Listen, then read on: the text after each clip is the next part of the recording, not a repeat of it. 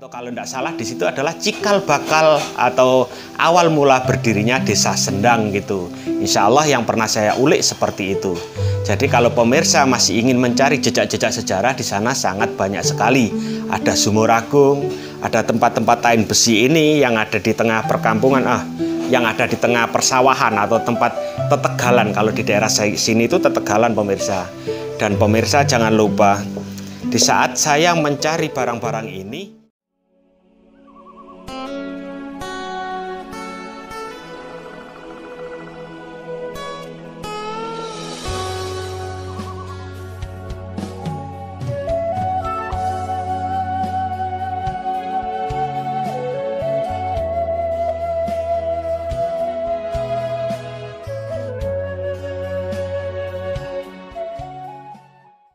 Assalamualaikum warahmatullahi wabarakatuh.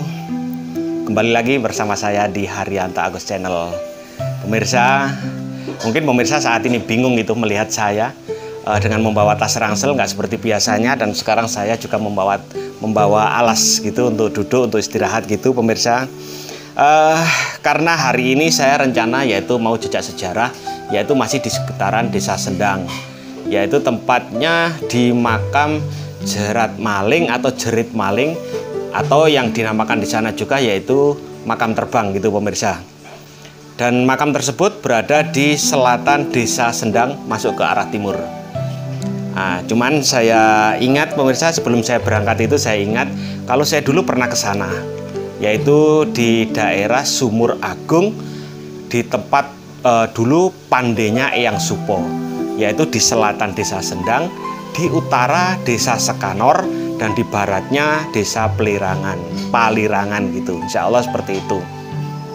Saya pernah ke sana pemirsa, ke tempat Sumur Agung dan juga tempat bekas pandenya Eyang Supo. Saya sempat menemukan sedikit gumpalan-gumpalan bekas pandai Eyang Supo, yaitu tain besi yang namanya yaitu tain besi pemirsa. Seperti ini yang saya bawa pulang. Ini saya mendapatkan 3 bongkahan tain besi seperti ini. Ini ada 3 pemirsa. Alhamdulillah saya sempat membawanya pulang gitu. Jadi kalau bisa saya ceritakan pemirsa, dulu Eyang Supo itu membuat satu tempat pasanggerahan atau pendopo di sana untuk membuat satu tempat pandai, membuat satu pusaka, karena beliau juga mendapat pesanan pusaka itu dari beliaunya Kanjeng Sunan Kalijogo. Nah, Kanjeng Sunan Kalijogo itu adalah anak dari beliaunya Adipati Tuban. Dan Kanjeng Sunan Kalijogo mempunyai adik yaitu perempuan, dan beliau dinikahi oleh beliaunya Eyang Supo. Jadi Eyang Supo itu adalah saudara ipar dari beliaunya Kanjeng Sunan Kalijogo. Dengan kedekatan itu pemirsa, beliaunya Kanjeng Sunan Kalijogo memesan satu pusaka dari beliaunya Eyang Supo yang dinamakan yaitu pusaka Sengkelat. Cuman Kanjeng Sunan Kalijogo tidak sedikit kurang sefaham dengan beliaunya Eyang Supo, karena di saat pembuatan pusaka Sengkelat itu dengan tata cara beliaunya Eyang Supo yang sedikit menyimpang dari agama Islam, beliaunya Kanjeng Sunan Kalijogo tidak mau. Padahal keampuhan pusaka atau keris dari keris Sengkelat itu sangat manjur sekali pemirsa. Dengan seperti itu akhirnya beliaunya Kanjeng Sunan Kalijogo meminta membuatkan satu pusaka lagi, yaitu yang dinamai yaitu Kiai Carubuk. Tapi kehebatannya tidak sehebat dari pusaka yang pertama, yaitu pusaka Sengkelat gitu.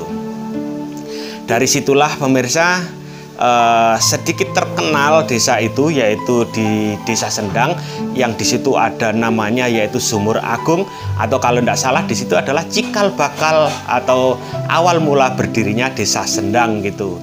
Insya Allah yang pernah saya ulik seperti itu. Jadi kalau pemirsa masih ingin mencari jejak-jejak sejarah, di sana sangat banyak sekali. Ada Sumur Agung, ada tempat-tempat tain besi ini yang ada di tengah perkampungan, yang ada di tengah persawahan atau tempat tetegalan. Kalau di daerah sini itu tetegalan pemirsa. Dan pemirsa jangan lupa, di saat saya mencari barang-barang ini, di situ dulu itu adalah tanahnya bisa disebut yaitu tanah Jalmo Moro Jalmo Mati gitu pemirsa. Tidak semua orang berani masuk ke sana pemirsa. Tapi alhamdulillah dengan berjalannya waktu, berjalannya waktu semuanya bisa ternetralisir dengan sendirinya. Sampai sekarang dibuat lahan pertanian oleh masyarakat yang ada di sana.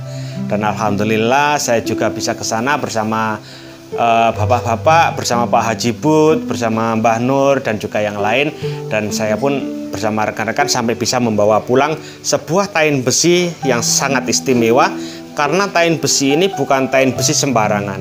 Ini adalah bekas tain besi di saat Eyang Supo membuat sebuah pandai di sana untuk membuat sebuah pusaka yang sangat istimewa, sangat sakti mandraguna di zaman itu. Oke pemirsa, semoga perjalanan saya sebentar lagi saya mau berangkat ke daerah Sendang lagi untuk mengulik sejarah tentang mencari, yaitu namanya makam terbang. Karena ada seseorang netizen juga yang saat ini juga masih meminta saya pemirsa untuk mencari atau mengulik sejarah yang ada di daerah Sendang lagi, yaitu tentang makam terbang. Di sekitarnya situ juga makam Jerit Maling atau apa gitu pemirsa.